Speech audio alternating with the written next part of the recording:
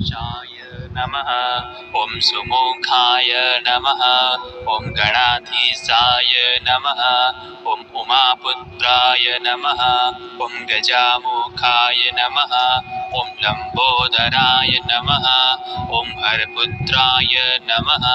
ॐ शूर्पकर्णाय नमः। ॐ वक्रतुण्डाय नमः। ॐ गुहाग्रुजाय नमः। ॐ एकदन्ताय नमः।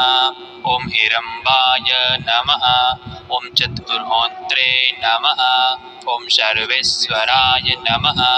ॐ विकटाय नमः। ॐ हेमतुण्डाय नमः। ॐ विनायकाय नमः।